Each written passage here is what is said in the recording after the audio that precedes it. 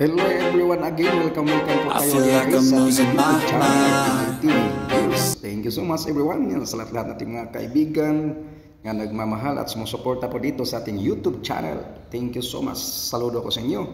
Yan, thank you so much everyone. Yan guys, dito naman tayo guys, no yan, pag-uusapan naman natin dito, kaguluhan sa ating gobyerno ngayon. At ngayon guys, mayroong lumalabas naman ngayon, ito yung kumukontra sa kay Las Cañas. Ito po yung isa nga kasama ni Las Cañas nung panahon na ito sila ay mga kinokonsabo ni Trillanes.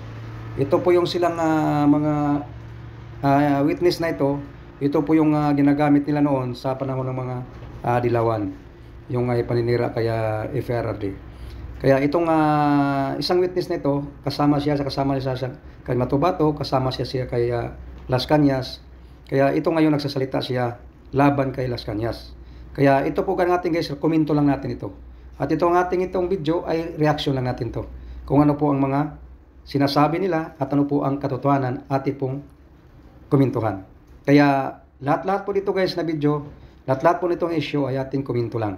Okay? Kaya ito, pakinggan po natin to guys ang isang sagot tungkol dito kay Las Cañas, itong si isang babaeng witness na kasama noon dapat nga mag-against siya kay Duterte noon, pero ito po ay hindi pumayag, no? Lumabas po ito guys, nag-walk out po ito, hindi po ito na sumama. Kaya panoorin po natin guys ang kanyang mga paliwanag tungkol sa kay Las Cañas. Let's go watch this video guys. Unang sa likod talaga nito, as I've said, is ito talagang Liberal Party at itong US na nagbabayad kay Trillanes para pabagsakin, no, yung ang former yung presidente pa si PRRD. Ma'am, sino po ba talaga ito si Arturo Las Cañas at bakit mainit ang ulo niya sa mga Duterte? Binabanatan si PRD, former President Digong at si VP Sara. Actually, ito si Arturo Las Cañas. Dati na po itong lumabas, no, sa nung 2017 ito po siya ay nagpa-presscon, okay? Nag-meet kami niyan 2016 nung December, kasi yun na nga nalaman ko na kasi kami ako po sa ni-recruit nila Antonio Trillanes, nila Father Alejo, no, na maging fake witness kay former President Rodrigo Duterte, no, sa ICC. So, ito siya, si Arturo Las Cañas, way back nung sa time na nagkaroon ng hearing with Mutabato, bumaliktad lang po ito eh. At ang reasons na sinabi niya sa akin, it is because hindi siya pinagbigyan nung parang loto na hinihiling niya at that time na presidente si PRRD. So, itong taon na ito, no, na na-meet ko at sinabi niya sa akin na wala naman daw kaming mapapala sa mga Duterte. Alam kong masama yung loob niya dahil at that time may hiniling ata siya na hindi siya napagbigyan. So, yung kanya pong credibility as witness laban po sa mga Duterte, para po sa inyo, tainted? Fake po. Kasi actually nung December, ako kasi po is may ibibigay sila sa akin, actually million, pero ang gusto po nila is permahan ko na kaagad yung affidavit. Pero nag-aalibay lang ako kasi ayaw ko kasi yung mga nasa loob ng affidavit na gusto nilang permahan ko, no?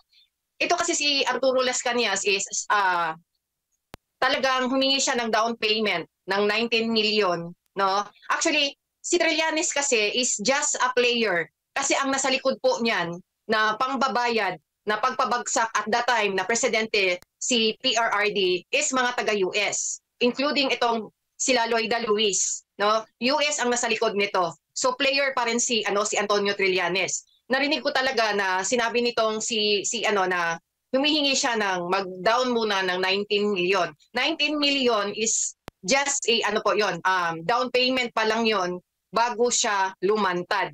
So lumantad siya nung ito pa po, habang nagmi-meeting po kami, kaya po ako ngayon nagulat kung bakit nasali na si VP Sara. It is because mismo siya sinasabi niya na firm si VP Sara at saka yun nga medyo stricta at para daw galit sa tao ng papa niya. So hindi niya yan minention si VP Sara, no? Naalala nyo nung February 2017 na nagkaroon siya ng press con, hindi niya minention si VP Sara. Alam mo kasi paid kasi ito si Arturo Las Cañas eh. Kasi nung 2022, no, lumabas na naman to siya, nagdagdag na naman ng statement niya, no? Nagdagdag na naman siya ng mga tao sa statement niya because binabayaran siya for doing that, no? Pero hindi niya pa rin minention si VP Sara. Ito na ngayon na minention niya na. Actually ito siya nung I remember April 2017 nung lumabas ako.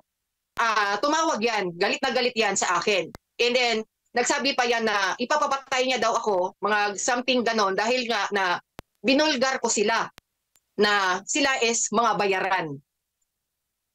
Ma'am, ngayon pong na may bagong script, dinadawit pa si VP Sara. Sino sa tingin niyo ang nasa likod nitong si Las Cañas? Ngayon, na mga panahon ngayon, ma'am. Ngayon kasi sa panahon ngayon, alam naman natin kung anong nangyari, no? Unang sa likod talaga nito, as I've said, is ito talagang Liberal Party at itong US na nagbabayad kay Trillanes para pabagsakin, no, yung ang yung presidente pa si PRRD.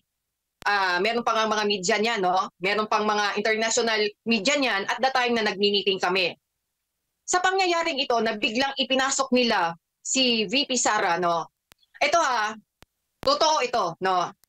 At the time na gusto nilang pabagsakin si PRRD, I know very well na kasali itong sila Marojas, no? Knowing that Marojas is a cousin, ito na naman, of the First Lady, no?